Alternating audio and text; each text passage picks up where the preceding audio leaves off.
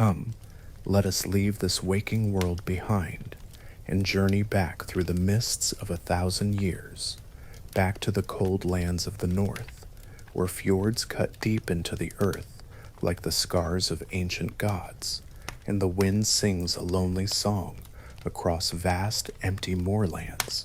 In this world, a world of breathtaking beauty and unforgiving hardship, the story of a people is written not just in sagas or on runestones, but in the very shape of the homes they built. This is the story of the Viking Longhouse. But to call it a house is to tell only a fraction of the tale. It is not a mere building of wood and stone and earth. It is a concept, a sanctuary, the living, breathing heart of the Viking universe. Imagine it standing against the vast, indifferent sky, a single elongated form, a bastion of warmth and community in a world that was often cold and solitary, from the dense, whispering forests of Norway and Sweden to the windswept plains of Denmark and across the gray sea to the treeless volcanic shores of Iceland and Greenland. The Longhouse was the anchor of Norse life. Its form might change, adapting to the land, built of timber where forests were plentiful, or of thick, earthy turf where trees were a distant memory, but its spirit remained the same. It was the center. Think of the world outside its walls, a world of deep, silent snows in winter, where the sun is a fleeting visitor and the nights stretch into an endless, star-dusted darkness. A world of biting winds that sweep down from the mountains, and of a profound quiet that could fill a person with awe, or with a deep and chilling loneliness. The Longhouse was the answer to this world. It was a fortress against the cold, a zeal plasusive, a vessel of light against the dark, a shared space where the loneliness of the individual dissolved into the strength of the clan. Inside its long, curving walls, life was not just preserved, it was celebrated. It was a microcosm, a complete world under one long roof, where generations were born, where they lived and worked, where they feasted and sang, and where they died, all within the same smoky, hallowed space. It was a symbol of status, its length and breadth declaring the wealth and power of the chieftain who owned it. A small, humble longhouse might shelter a single family and their few animals, while a great chieftain's hall, stretching an astonishing 75 or even 80 meters, the length of 2.5 blue whales, could house a vast extended family, their retainers, their warriors, and their livestock, a bustling, self-sufficient community. It was a farm, a workshop, a fortress, a banquet hall, and a temple, all at once. The Longhouse was not just a place to live, it was the stage upon which the entire drama of Viking life was played out. It was a promise made of timber and turf, a promise of shelter, of community, of continuity. It was the great, sheltering beast of the north, its long spine holding up the sky, its hearth a warm and beating heart, and its doors opening not just to the fields and the fjords, but to the very soul of the Viking people. So let us approach this structure not as a ruin, but as a living story, and let the wind carry us closer to the place where our journey truly begins, the moment of its creation, before a single post could be raised, before the first fire could be lit. The story of the Longhouse began in the wild places, in the deep silence of the ancient forests, and in the rich, dark soil of the bogs and meadows. The Vikings were master builders because they were master listeners. They listened to the land, and the land gave them everything they needed. This was an architecture of adaptation, a deep and practical understanding that the strongest home was one made from the very essence of the world around it. Imagine the builders, a small party of men moving through the deep green twilight of a Scandinavian forest. Their footsteps are soft on the mossy ground, their voices low. This is not just a place of wood, it is a place of spirits, and respect must be shown. They are searching for the right trees, the giants that will form the bones of their new home. They look for the mighty oak, its wood dense and powerful, impossibly strong and resistant to the slow decay of time. These great trunks are destined to become the main structural beams and posts, the skeleton that will bear the immense weight of the roof. For the walls, they seek out tall, straight pines, their resinous wood a natural shield against the damp and rot that is the constant enemy of any wooden structure in the north. And for the finer work inside, the benches, the partitions, the tools, they find the pale, workable birch, a wood that yields easily to the craftsman's knife. The air fills with the rhythmic thump of axes, the sharp, biting sound of steel on wood. They use long-handled felling axes to bring the trees down, and then broad-bladed adzes to hew the round logs into flat, usable beams. It is slow, laborious work, each swing of the tool a testament to strength and skill. For the intricate joinery that will hold the frame together, they use a tool called an auger, a hand-cranked drill that bores clean, perfect holes for the wooden pegs that will lock the timbers in place. While some gather wood, others walk the riverbanks and hillsides, searching for stones.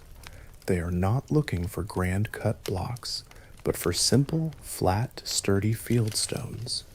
These will form the foundation, a crucial barrier between the damp, hungry earth and the precious timber. By lifting the wooden posts off the ground, even by a few inches, they could add decades to the life of the Longhouse, a simple but profound piece of engineering.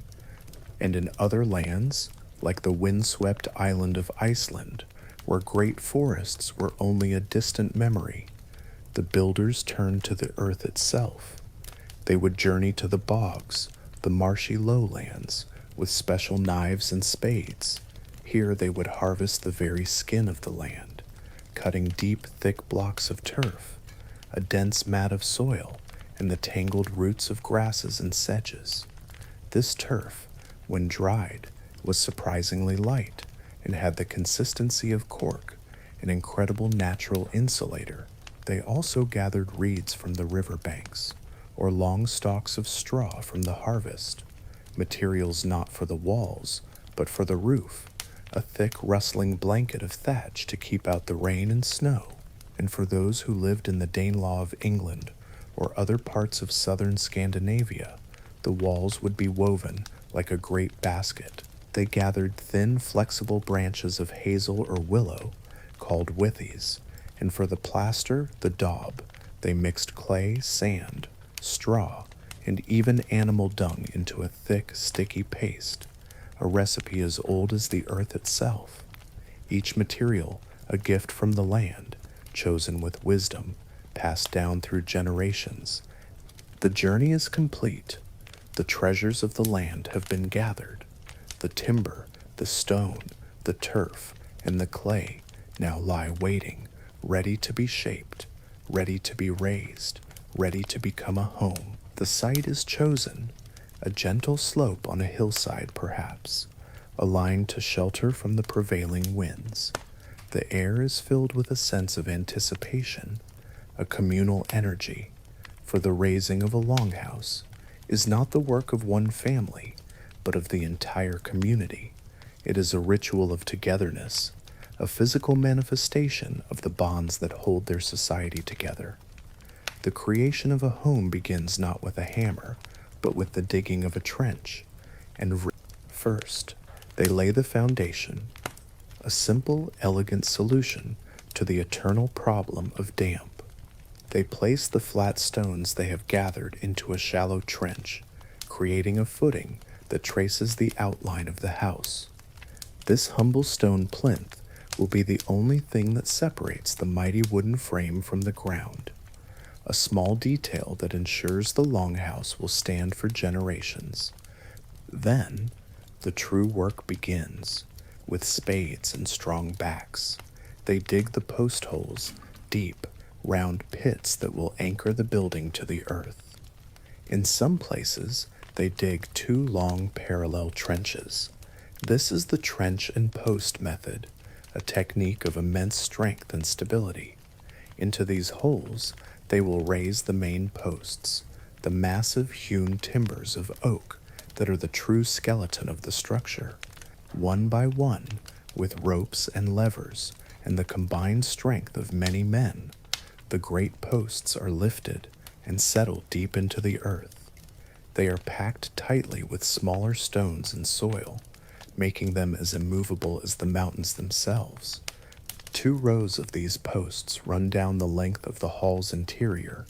They are the pillars that will hold the immense weight of the roof, freeing the walls from that great burden. This ingenious design is what allows the interior to be so vast and open, a single unbroken space for life to unfold. But it is the outer walls that give the Longhouse its most iconic feature. The builders, masters of the sea as well as the land, shape the timbers with a gentle, deliberate curve.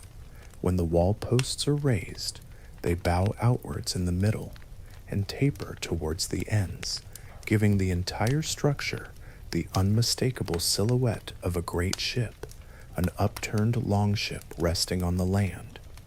It is as if they have brought their most trusted vessel ashore to serve as their home, a land ship to navigate the long, dark winters. This is not just architecture, it is a statement of identity, a deep cultural signature carved into the very landscape.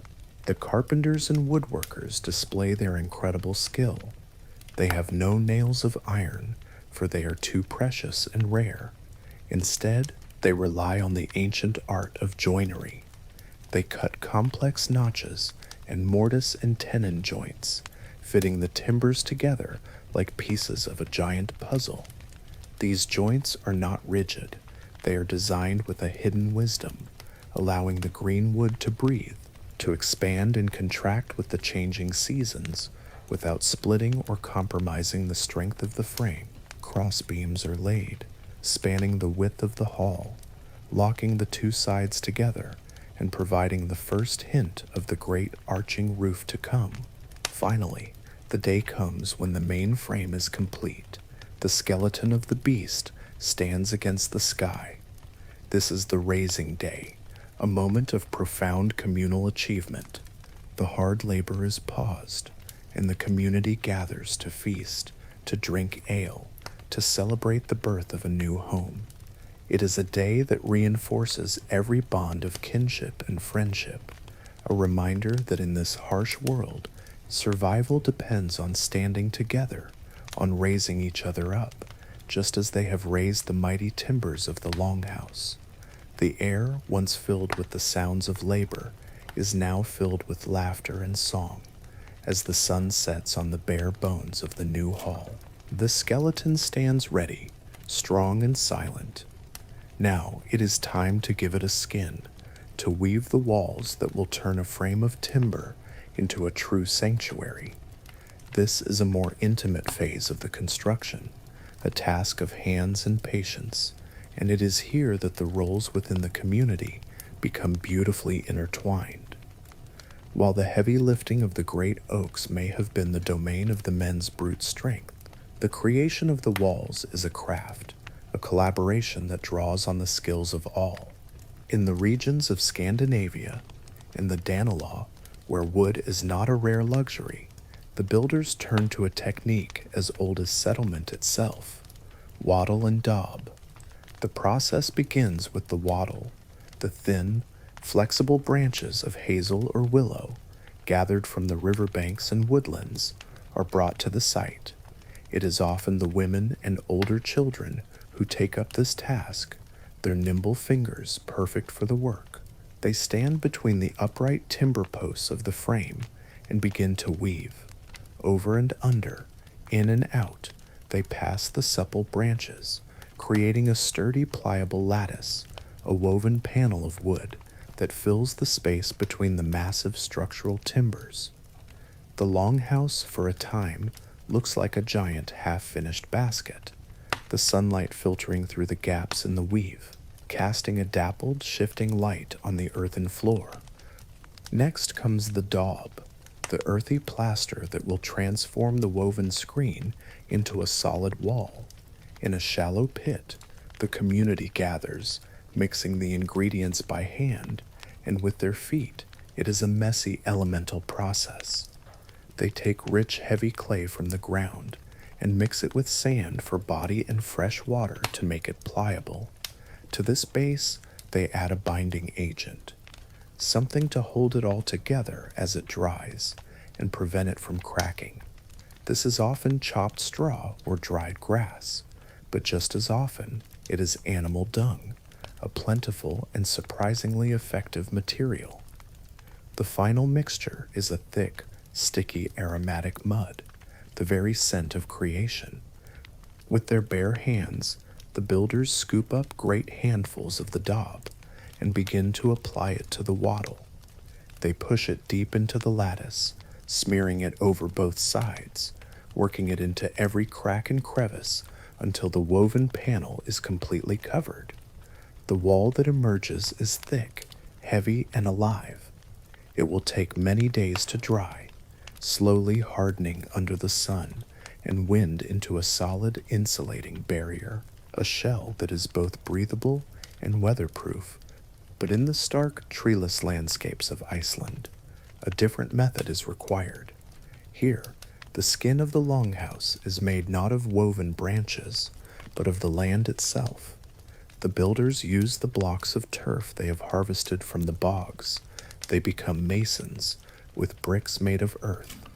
They lay two separate walls of turf blocks, running parallel to each other, and fill the cavity between them with loose earth or gravel. This creates an incredibly thick wall, sometimes over a meter wide, providing unparalleled insulation against the relentless wind. They lay the blocks with great care, sometimes alternating the direction to create a beautiful strong herringbone pattern known as Klumbrun aus, a touch of artistry in an architecture born of necessity. Whether woven and plastered or stacked and filled, the result is the same. The longhouse now has its skin, a protective layer that separates the warm, ordered world within from the wild, unpredictable world without. The walls are complete. The longhouse now has its form, its shape defined against the landscape, but it is not yet a shelter. It is a vessel open to the sky. The final act of creation, the one that will provide the ultimate protection, is the laying of the roof. This is a masterpiece of engineering and adaptation, a crown for the longhouse that is both practical and profound. The structure begins with the rafters, long timbers of pine or larch that arc upwards from the walls to meet at a central ridgepole. The carpenters have shaped these rafters with a subtle curve, a technique learned from their ships.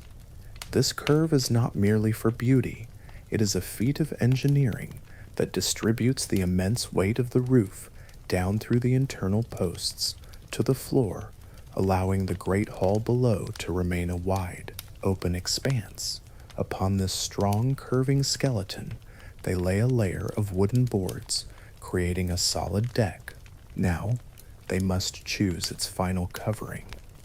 In some regions, they use wooden shingles, thousands of hand-cut tiles of pine or larch, layered like the scales of a fish to shed the rain.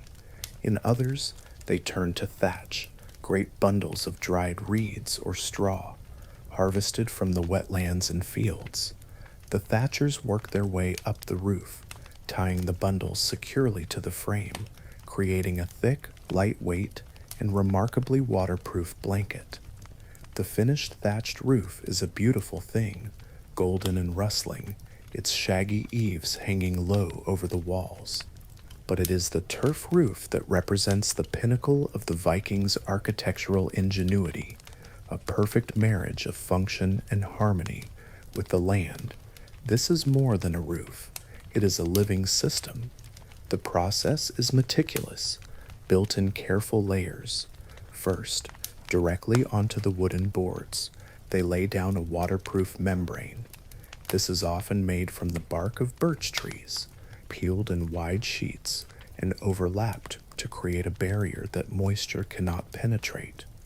On top of this protective layer, they place the first course of turf. The blocks are laid with the grass side facing down, their dense network of roots creating a tightly knit mat. Over this, they might spread a layer of compacted soil or gravel for drainage. Then comes the final layer, another course of turf, but this time it is laid with the grass side facing up, towards the sun and the rain.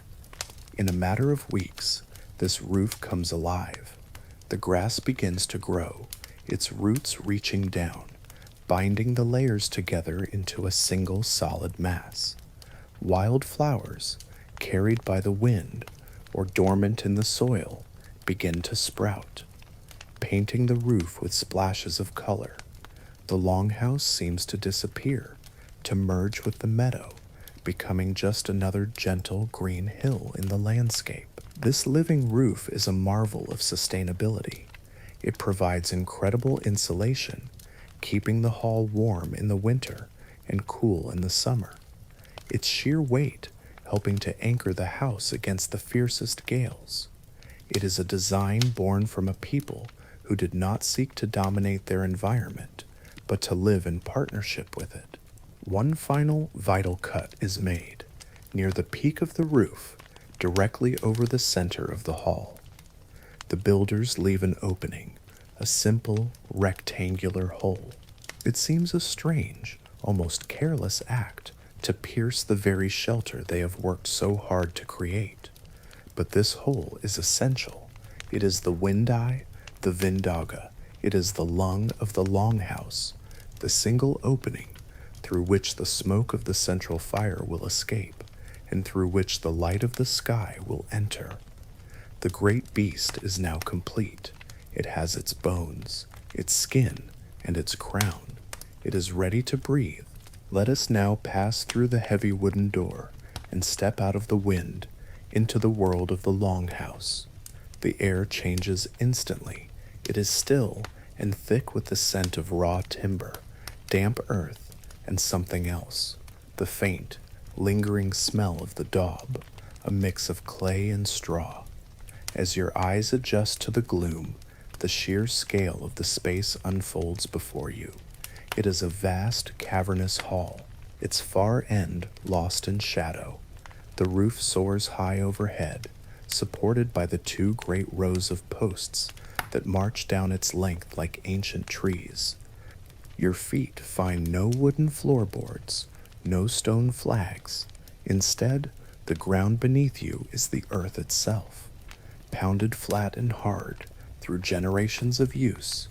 In some halls, this earthen floor is mixed with chalk or even unpasteurized milk to create a surface that is flexible yet hard-wearing. In others, it is covered with a layer of ashes spread from the fire to absorb moisture and spills, a practical, ever-renewing surface. Fruit Libja, lived in accents. But your attention and the attention of all who enter is drawn to the very center of the hall. Here, running down the main aisle, is the heart of the longhouse, the long fire, the langled. It is not a contained fireplace as we know it, but a long oblong trench dug into the earth, sometimes stretching for many meters. In the homes of chieftains, this hearth might be a grand affair, lined with large stones set on their ends, its shape mirroring the bowed ship-like form of the house itself, a fire pit in the image of its shelter. And now, the moment of transformation. A spark is struck from flint and steel. It catches on a piece of dry tinder, which is gently blown into a tiny, fragile flame. This flame is offered to a waiting bed of kindling, and as the small sticks catch, A soft orange glow begins to push back against the deep shadows of the hall.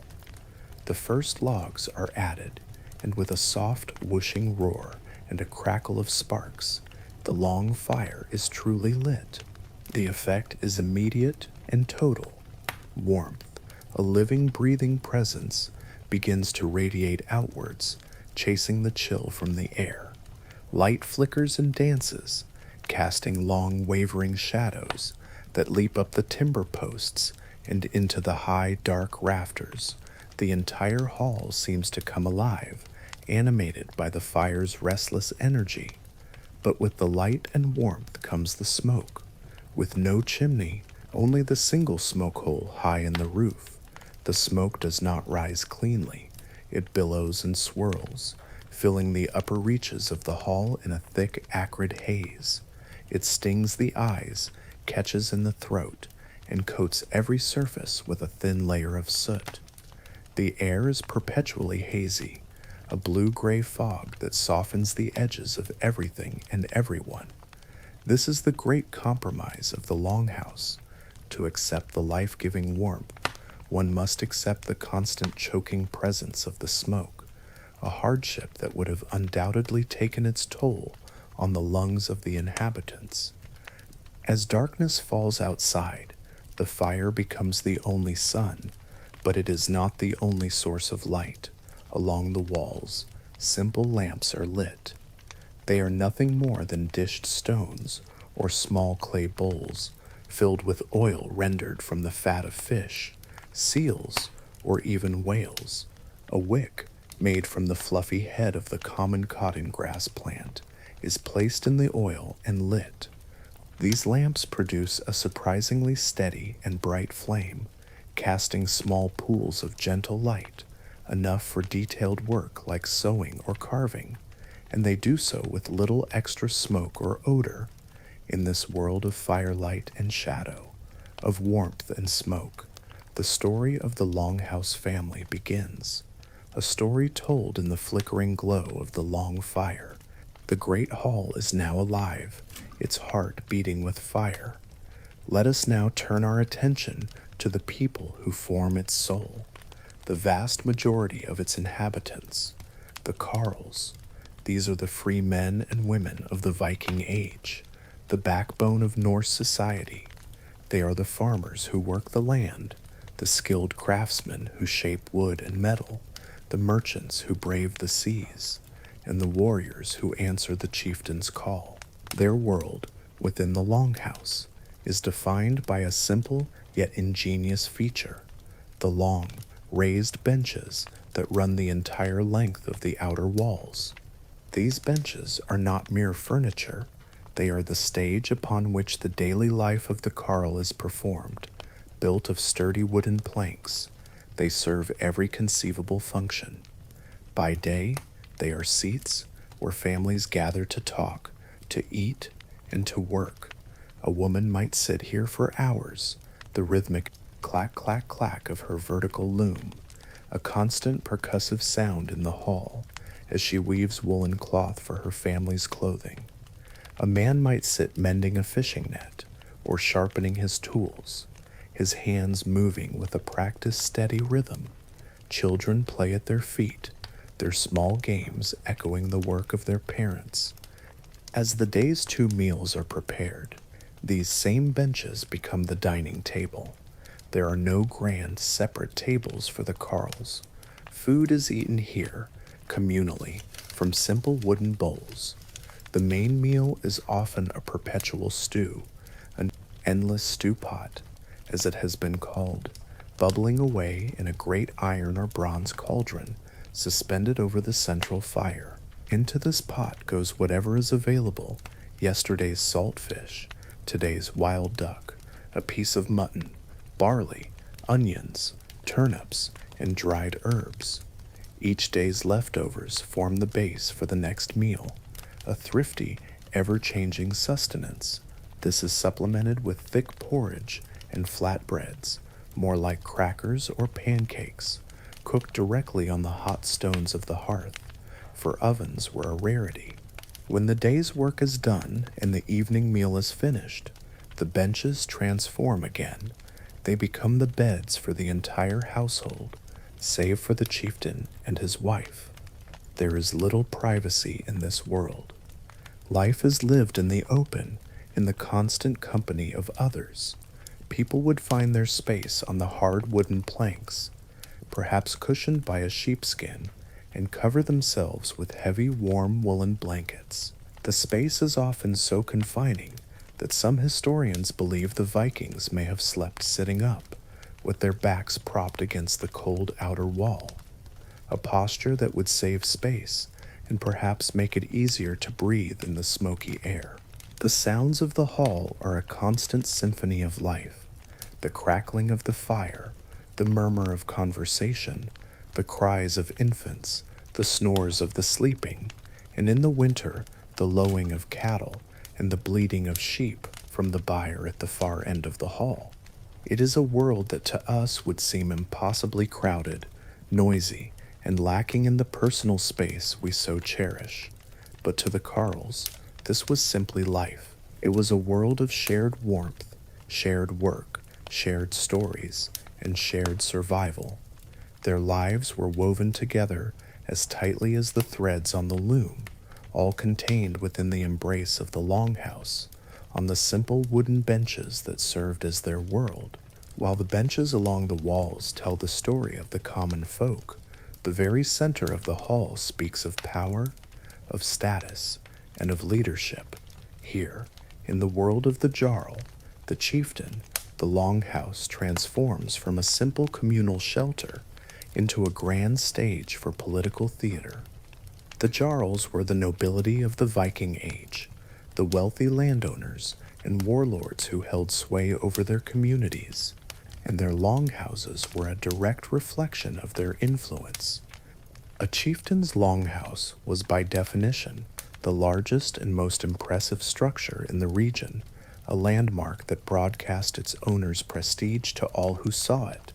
Some were truly monumental, like the one excavated at Borg in the Lofoten Islands of Norway, an immense hall stretching 83 meters in length, a palace of timber and turf.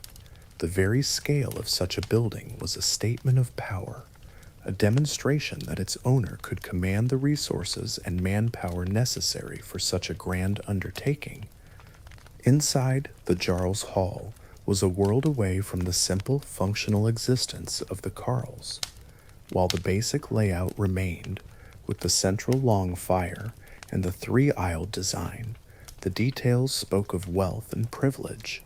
The great timber posts that supported the roof would not be plain hewn logs, but works of art covered in intricate interlacing carvings of dragons, serpents, and scenes from myth. The earthen walls might be hidden behind brightly colored tapestries, great woven hangings that depicted the heroic deeds of ancestors or the epic tales of the gods. These textiles served a dual purpose, not only beautifying the space, but also providing an extra layer of insulation against the cold, making the chieftain's hall a warmer, more comfortable place. Some archaeological evidence even suggests that the most prestigious halls may have been painted, coated inside and out with a wash of white quicklime. This would have made the longhouse gleam in the landscape, a beacon of power visible from miles away, and would have also helped to seal the walls and brighten the dim interior. At the very heart of the hall, in the place of greatest honor, stood the high seat. This was no ordinary bench. It was the Jarl's throne, a large high-backed chair, often ornately carved, flanked by two special pillars, the Nofegi-Suler, which were sometimes believed to hold the luck of the family. From this seat, the Jarl would preside over his domain, settling disputes, making political decisions, and hosting the lavish feasts that were essential to maintaining his power. To be a good chieftain was to be a generous one, a giver of rings, and the feast was the primary means by which he distributed his wealth, gifting treasures from raids to his loyal warriors, and in doing so, securing their allegiance for future conflicts. While the rest of the household slept on open benches, the Jarl and his wife, the lady of the house, enjoyed a level of privacy unimaginable to their subjects. They slept in an enclosed bed closet, a small private room built into the hall, often with a wooden door, a box bed that separated them from the communal life of the hall. The lady of the house was herself a figure of immense authority. When her husband was away trading or raiding, the entire farm and its fortunes were in her hands. Her status was symbolized by the ring of keys she wore at her waist, keys to the food stores and treasure chests, a visible sign that she was the manager of the household's wealth and well-being. In this way, the Longhouse of a Jarl was a carefully constructed universe where every object, every carving, and every space was designed to reinforce a rigid social hierarchy, with the chieftain and his family, secure in their high seat and private bed, at the very center of it all. Now we must turn our gaze from the firelight and the high seat to the darkest, coldest corners of the Longhouse. For the story of this great hall, the story of its warmth, its feasts, and its grandeur is incomplete without the story of those who lived in its shadows. The thralls, to speak of the Viking Age without speaking of slavery, is to tell a comforting lie, for the thrall was as fundamental to this world as the longship and the axe. Their unfree labor was the unseen foundation upon which the society of the Longhouse was built. A thrall was not a servant.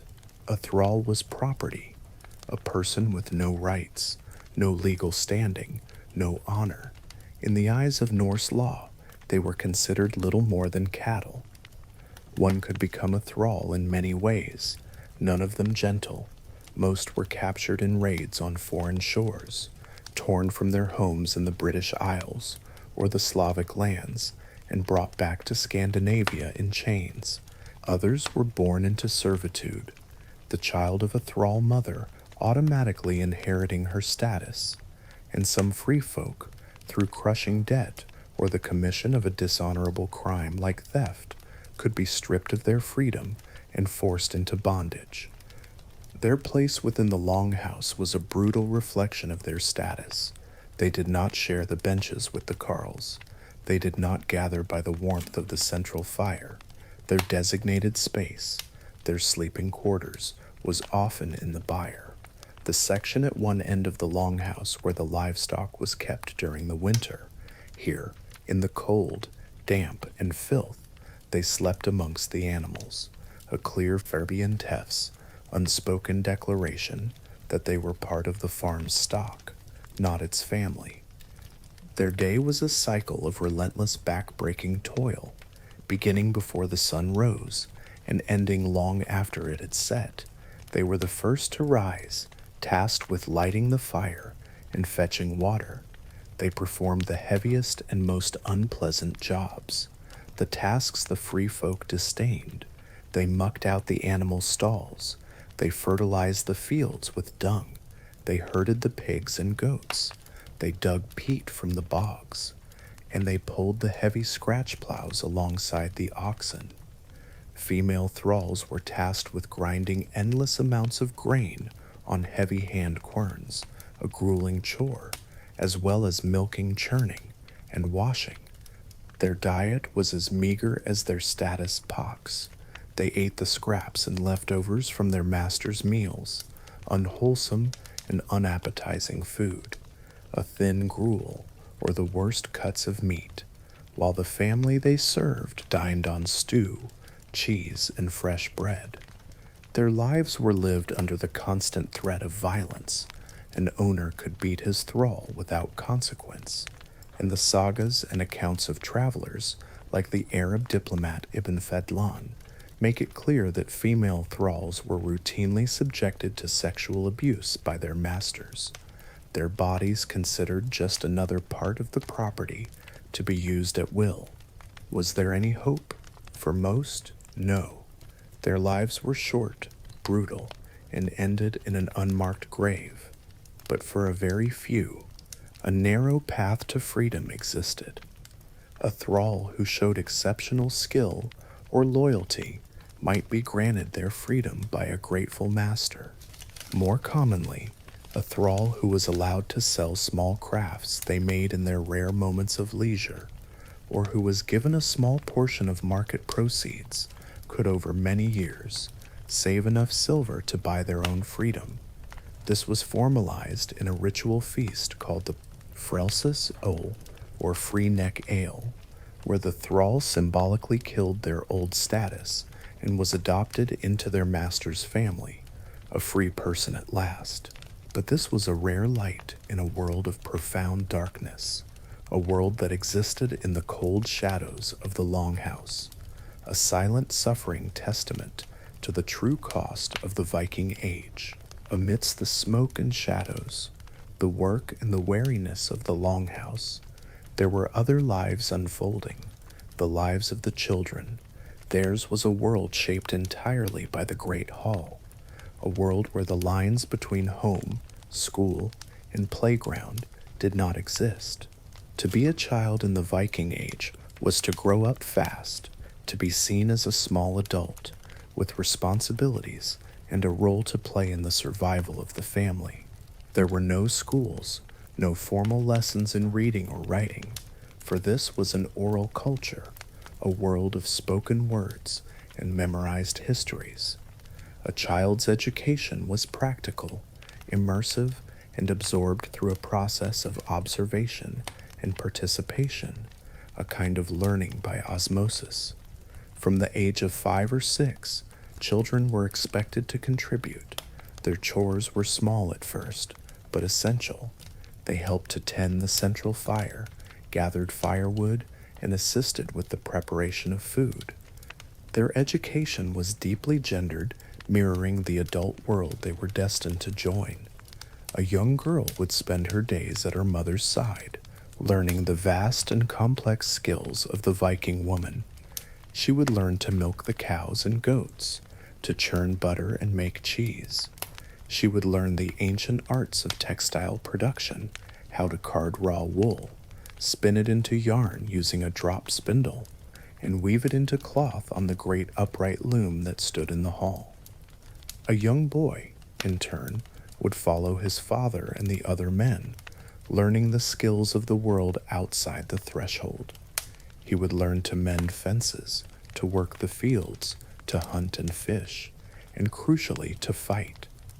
His hands would learn the weight and balance of an axe and a shield, preparing him for his future as a farmer, a trader, or a warrior. Yet it was not all work. Viking children played as all children do, but even their play was a form of practice, a rehearsal for adult life. Archaeologists have found their toys, small wooden boats, perfect replicas of the longships they would one day sail, tiny wooden swords for mock battles, and dolls and animal figures carved from wood or bone. A spinning top was not just a toy. It trained a child's fingers for the delicate movements of spinning yarn. They played games of strength and agility, wrestling and running, and board games like Hammerfataflol, a game of strategy that sharpened the mind for the tactics of the hunt and the battlefield. But perhaps the most vital part of their education took place in the evenings, as the family gathered on the benches around the glowing embers of the long fire. The air would fill with stories. It was here that the elders, and especially the women of the household, would keep the oral tradition alive, telling the ancient tales, and on special occasions, a traveling skald, a professional poet and storyteller, might be a guest in the hall. The children would listen, rapt as the skald's powerful voice filled the smoky space, reciting the great sagas of their ancestors and the epic poems of the gods, Odin the All-Father, Thor the Thunderer, and the cunning Loki. Through these stories, they learned what it meant to be Norse. They learned of courage, honor, loyalty, and the cruel whims of fate. The Longhouse was their first book, and its stories were written on the air in the flickering firelight, imprinting themselves on the minds of the youngest generation, ensuring that the culture would endure. As the year turns and the brief bright summer fades, a profound change comes over the land, and over the Longhouse itself. The days grow short, the nights impossibly long, and a deep, biting cold settles into the bones of the world. This is the Scandinavian winter, a time of hardship and endurance, and the Longhouse, which in summer was an open hub, now draws in upon itself, becoming a sealed, puddled world, a communal winter bunker against the frozen emptiness outside. The great wooden doors, which stood open for months, are now shut fast against the howling wind. The first and most dramatic change to the interior is the arrival of new inhabitants, the livestock, to leave the cattle, sheep, and horses outside to face the blizzards and the predators would be a death sentence. So, they are brought inside into one end of the Longhouse that has been prepared as a byre, a barn under the same roof as the family. This act is not just one of compassion for the animals, it is a crucial strategy for human survival. The collective body heat of these large animals acts as a living furnace, a source of constant low-grade warmth that helps to keep the hull from freezing, a remarkable example of animal-human symbiosis. But this life-saving warmth comes at a cost.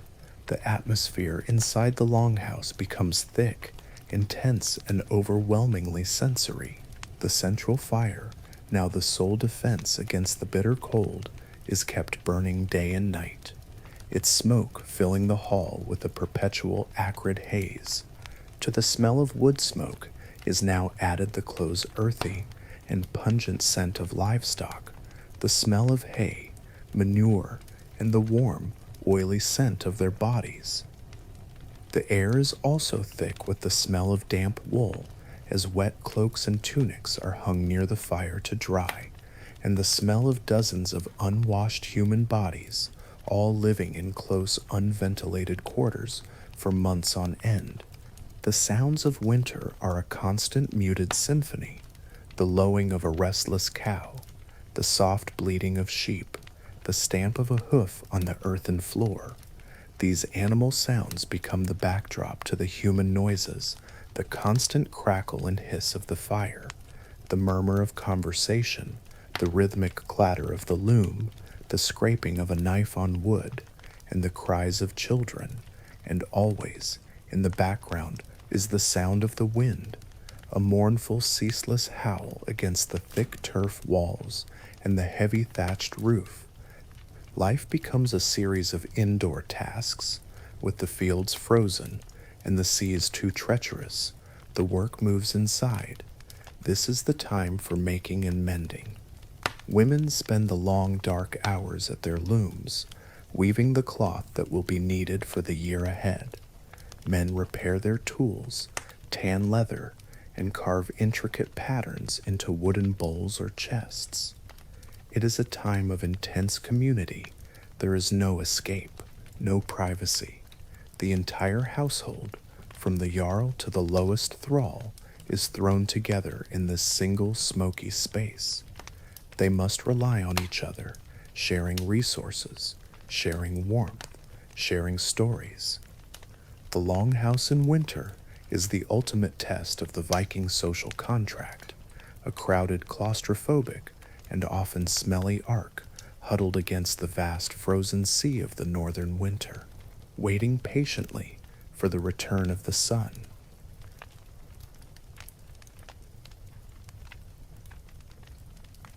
And then, slowly, almost imperceptibly at first, the world begins to change. A little more light lingers at the end of each day. The iron grip of the frost begins to loosen, and the air loses its sharp biting edge. The great thaw begins, and with it the Longhouse awakens from its winter slumber. It is as if the great beast takes a deep breath and exhales, and life, which had been huddled and contained for so long, spills out into the reborn world. The great wooden doors, sealed for months, are thrown open, and the change is immediate and profound. Fresh, clean air, smelling of damp earth and new growth, rushes in, chasing out the stale, smoky, animal-scented air of the winter.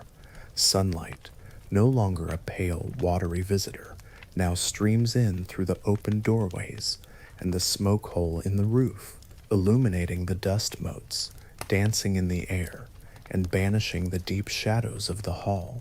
The Longhouse transforms from an enclosed, introverted shelter into an open, airy pavilion, a central hub connected to the bustling world outside. The first to leave are the animals. Driven out from their winter byre, they pour into the newly green pastures, their calls echoing in the fresh air, and the people follow. Life moves from within the threshold to the world beyond it. The sounds of the Longhouse change, the intimate, close quarters noises of winter, the lowing of cattle, and the crackle of the fire are replaced by the sounds of the farm in summer. The distant shouts of men working in the fields, the clang of a hammer from the smithy, the laughter of children playing in the sun. The central fire, no longer a desperate necessity for survival, is allowed to burn low during the day, or is used mainly for cooking the evening meal. The air inside becomes clearer, fresher, filled with the scent of cut grass, summer herbs brought in for drying, and the faint, salty tang of the sea carried on the breeze. The Longhouse becomes a base of operations for the intense work of the short, precious summer. It is a place to store tools at the end of a long day of labor, a cool, shady place to rest during the midday heat, and a workshop for preparing goods for trade. This is also the season for building and repair. The long daylight hours are used to mend the thatch torn by winter gales, to replaster the Daub walls, and to prepare the longships for their voyages. For many men, summer is a time of absence. They leave the farmstead for weeks or months at a time, setting off on trading expeditions to distant lands, or joining a chieftain's crew for a Viking raid. During these long absences, the Longhouse becomes a world run by women. The lady of the house, along with the other women of the household, takes on full responsibility for the farm, managing the planting and harvesting, overseeing the livestock, and making all the crucial decisions for the family's survival and prosperity. It is a testament to their strength and capability, and a clear sign of the significant authority they wielded within the domestic sphere.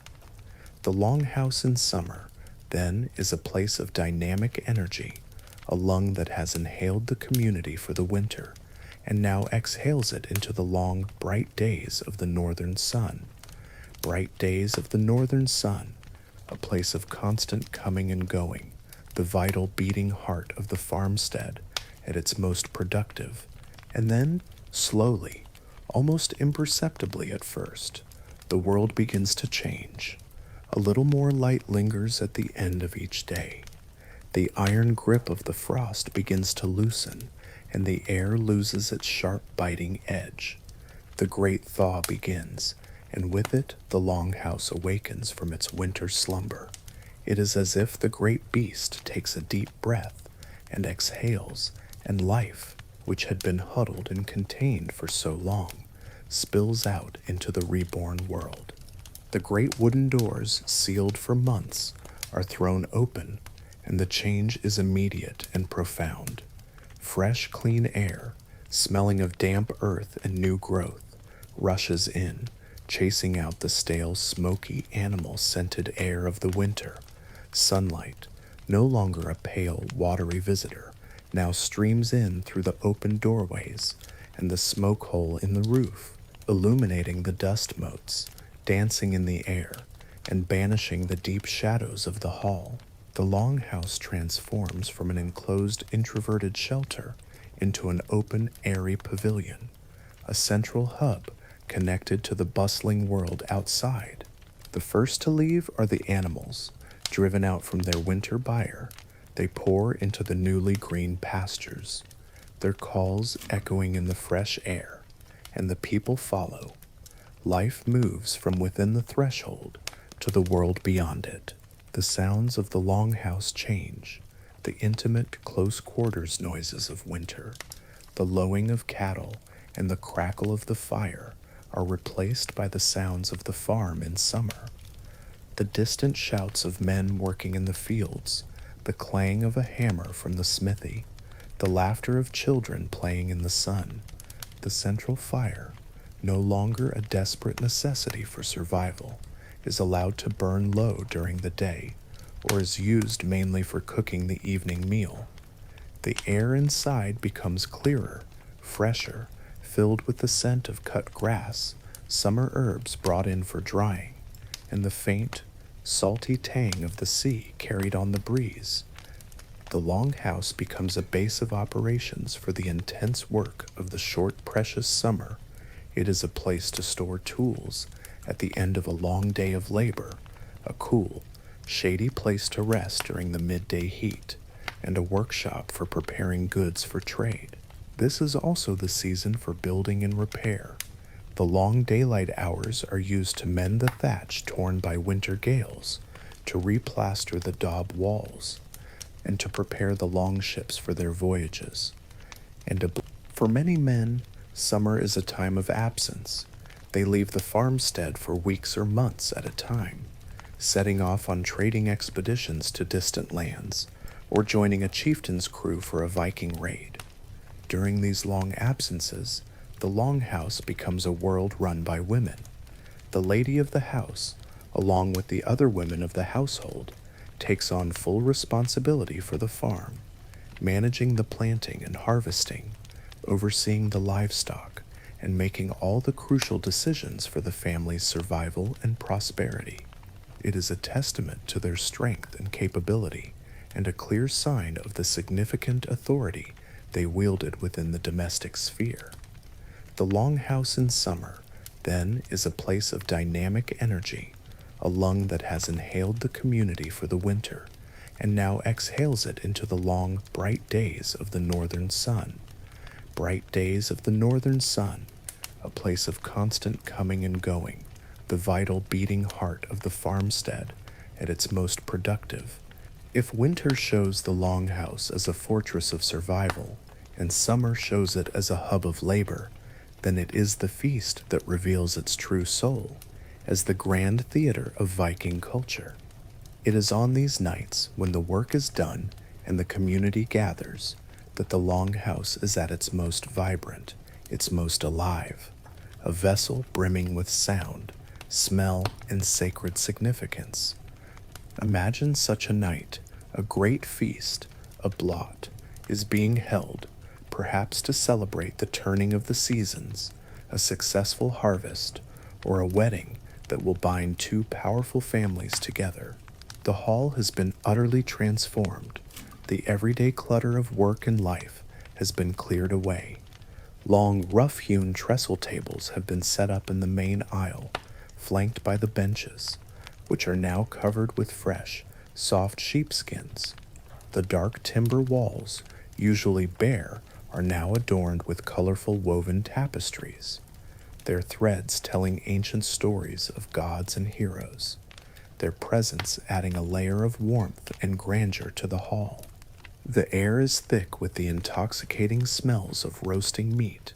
At the center of it all, turning slowly on a great iron spit over the roaring long fire, is a whole pig or a massive side of beef, its skin crackling and dripping fat into the flames, causing them to leap and hiss. Nearby, great iron cauldrons bubble with rich stews, and servants, or thralls, move through the hall with platters piled high with flatbread, cheeses, and bowls of wild berries. But the most pervasive scent is the sweet, heady aroma of mead, the legendary drink of the Vikings, brewed from fermented honey, and the sharp, yeasty smell of strong ale, which flows freely from large wooden barrels. The sounds are a joyous chaos. The hall, which can hold dozens or even hundreds of people, is filled to the rafters with the din of conversation, booming laughter, and the constant clattering toast of drinking horns. This is not just a party, it is a vital social, political, and religious event. The Jarl, seated in his high seat, is the master of ceremonies. It is his duty and his privilege to be generous, and the scale of the feast is a direct measure of his power and wealth. He rises, and a hush falls over the hall. He lifts his great ceremonial drinking horn, perhaps rimmed with silver or gold, and makes the first toast a solemn offering to the gods, to Odin for wisdom and victory, to Freyr and Njorthor for fertility and peace, and to the honored ancestors whose spirits are believed to be present. Oaths are sworn, alliances are forged, and disputes are settled in the warm, ale-fueled glow of the feast. And then a special guest arrives, a traveler, a man of words, the skald. He is given a place of honor near the fire, and as the hall falls into a respectful silence, he begins his performance. His voice, strong and rhythmic, fills the smoky space. He does not simply tell a story, he chants it in a complex, alliterative meter that is the hallmark of skaldic poetry. He uses intricate metaphors, kennings, calling the sea the whale road, or a battle, a storm of swords. He is a living library, the keeper of the people's history, mythology, and laws. In his words, the gods become real, the heroes of old ride again, and the identity of everyone in that hall is reinforced and celebrated. In this moment, the Longhouse is more than a home. It is a sacred vessel, holding the very essence of what it means to be Norse, a hall of feasting and a temple of song. The feasts are long over. The songs of the skalds have faded into silence. The great timbers have rotted, and the turf roofs have collapsed, returning to the earth from which they came. 1,000 years of wind, and rain, and snow have passed, and the great longhouses of the Vikings have vanished from the landscape, and yet they are not truly gone. They have left their ghosts behind, faint whispers in the soil, waiting for us to listen, waiting for us to listen. Our journey ends here, in the quiet of a modern Scandinavian field, with the archaeologists who seek these lost worlds. They do not find towering structures, but subtle clues, the faintest echoes of what once was. For the most part, the only part of the Longhouse to survive the centuries is the humble stone foundation, the ring of rocks that once protected the timber from the damp earth. But the true key to unlocking the story, the map of the vanished hall, lies in something even more subtle, the post holes. Imagine the archaeologists carefully scraping away the topsoil, revealing a pattern of dark, circular stains in the lighter colored earth. Each stain is a memory, a place where a massive wooden post once stood. The wood itself is long gone, decayed into nothing, but it has left its signature, a ghostly footprint in the ground. By mapping these post holes, archaeologists can trace the exact outline of the Longhouse, its length, its width, its iconic ship-like bowed walls, and the 2 internal rows of pillars that once held up the roof. The invisible is made visible, and the full, magnificent scale of the hall is revealed once more. Sometimes they find more, at incredible sites like Gelistad in Norway. They use ground-penetrating radar, a machine that can see through the earth, to reveal the outlines of not just one, but a whole settlement of longhouses, including a massive feasting hall nearly 200 feet long, all lying buried near a spectacular Viking ship burial. At Borg, in the Lofoten Islands, They uncovered the remains of a chieftain's hall so immense it was used for over 300 years, its inhabitants choosing to rebuild on the exact same sacred spot, preserving the location of the central hall as if it were a temple, a powerful act of reverence for the past. And within these ghostly outlines, they find the small, scattered debris of daily life. A shard of pottery from a broken cooking pot, a lost glass bead from a woman's necklace, a spindle whorl used for spinning thread, animal bones and fish scales from 1,000 feasts, all found in the dark earth of the hearths and cooking pits. Each tiny artifact is a word in a lost story, helping to date the site and paint a vivid picture of the lives that were lived there. The story of the Longhouse, which began with the thunderous crash of a falling oak, ends in this profound silence. It is a story that is no longer told by the booming voice of a skald, but is whispered to us by the earth itself in the silent language of stone and stained soil. The great fires have gone out, but their ashes remain, and in those ashes we can still feel the warmth and the enduring spirit of the heart of the North, the Viking Longhouse. Let these echoes in the earth, these quiet stories, guide you now into a deep and peaceful sleep.